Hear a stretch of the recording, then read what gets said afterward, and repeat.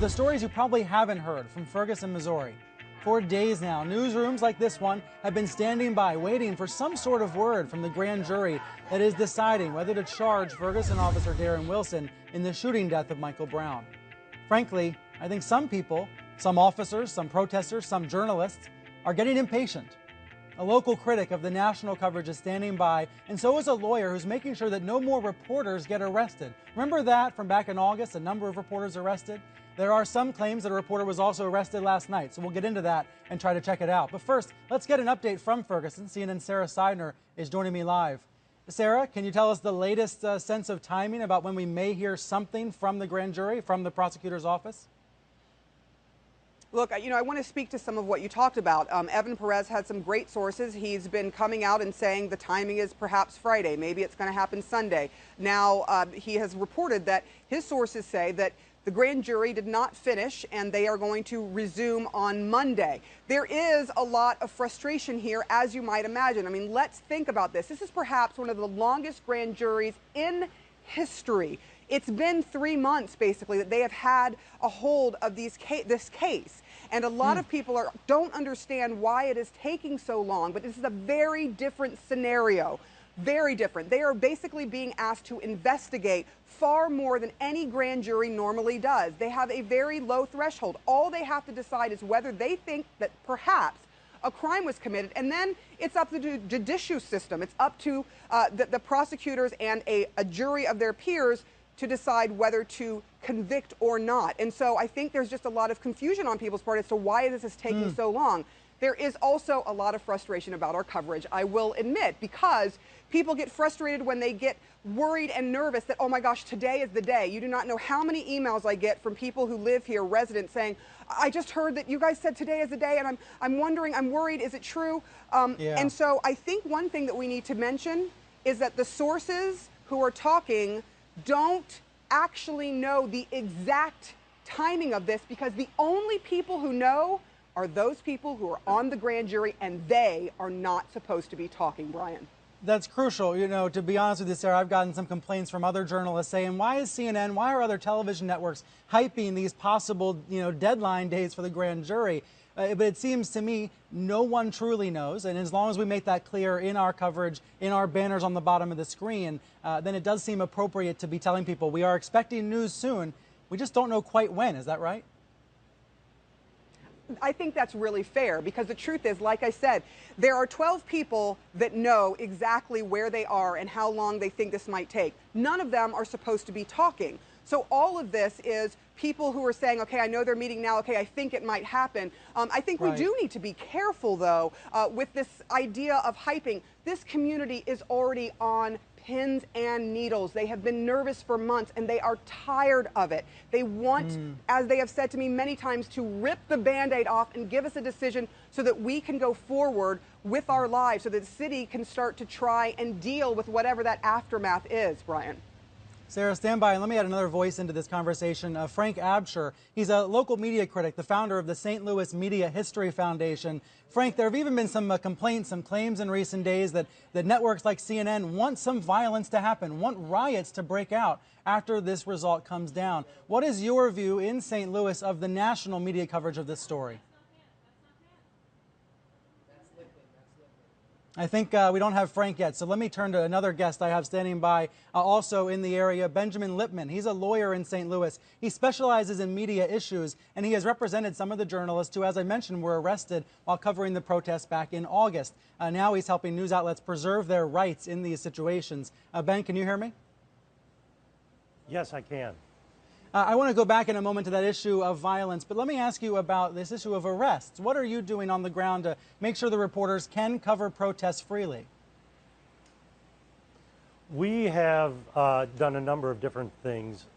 First is dealing with talking to law enforcement ahead of time, trying to explain what we think are the rights of the reporters under the First Amendment, in the hopes that we can get ground rules, I guess, so everybody's in agreement what the reporters can and can't do. Then, excuse me, in the rare circumstances, if a reporter is arrested, all you can do is try and communicate with law enforcement, or whether it's the judge or the prosecutors, to try and get them out as quickly as possible, and then deal with the fallout afterwards. Unfortunately, when you're talking about covering protests where everything is so fluid and there's so much going on at the time, there's not really the opportunity to stop and discuss it when it's happening, and it really comes down to trying to get ground rules ahead of time and then deal with it in the aftermath.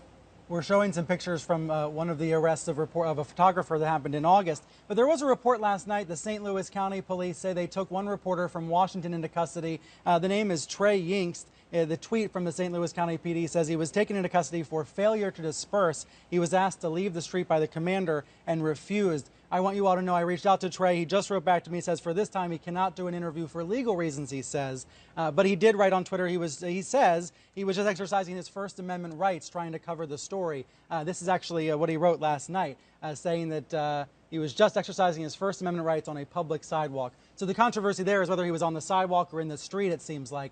He's an example of a reporter who is in town, not from a national, big-name media outlet, but someone on the ground there trying to cover it, identifying as a journalist. And I wonder, Ben, if you've got some issues there on the ground about people who aren't from the New York Times or CNN, may not have that kind of press credential to show a police officer, but say they are journalists. Last week I had Bassem Masri on the program. He's a live streamer, who holds his phone up and records protests, even as he sometimes provokes the police. How does the definition of journalist play into this issue? Well, I mean, from a constitutional standpoint, the definition of journalist shouldn't play in. From a practical standpoint, it sometimes does, because I think that the law enforcement understands that the press has a role in this, and if somebody is displaying press credentials, I think that goes a long way. We certainly encourage our clients to have their press credentials handy and showing, because I think the police do give them some leeway to do their jobs. But the Constitution protects all of us to be in public places and to watch what's going on and to record it if we want to. If any person, whether journalist or not, is standing on a public sidewalk and not interfering in any way with law enforcement, then they should have a right to go ahead and stand there whether they're filming or not. Sarah, let me bring you back into this conversation, because I mentioned a couple of minutes ago this issue of some people at home perhaps thinking that the media wants violence to happen. This is a tweet from Gwen Eiffel of PBS over the weekend. She said, "Is it just me, or is it beginning to seem like some folks will be disappointed if there are not riots in Ferguson?" Have you heard some of that same criticism, and what is your point of view, Sarah, about that? It seems to me that we don't want violence, but we do want some sort of resolution. Journalists are waiting for some sort of resolution here. I've absolutely heard some of that criticism.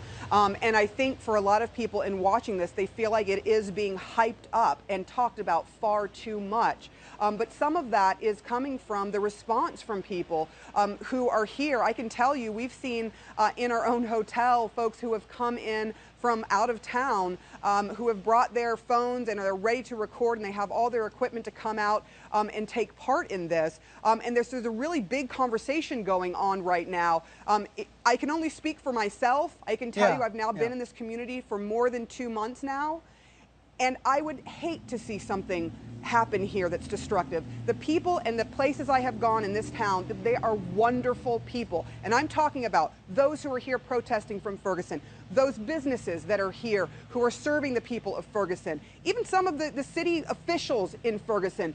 Everyone is talking about this, but I have met some wonderful, wonderful people here, and it breaks my heart to sort of see them in this level of fear that they've been living with for a few months now. So in my estimation, I would hate to see something go wrong here. What I do want to see, and what everyone wants to see, is some kind of resolution. What is that grand jury deciding? And then let's go forward from there. Honesty is really important. This has brought up a huge issue in this country, and I think that's fair to say that there is an issue between African Americans and police. I don't think there are many people that dispute that, but there's a way to deal with it, and a lot of folks here are hoping it's dealt with in a very peaceful manner. And to be clear, it has been mostly peaceful. There are some folks who come and stand in the middle of the street and bait police, but for the most part, over more than 100 days, we've only seen a couple of arrests. So I think we need to keep that in mind. There has been no looting, no burning down anything, no destroying anything over these past 90 or so days. There were some issues in the very beginning, Brian.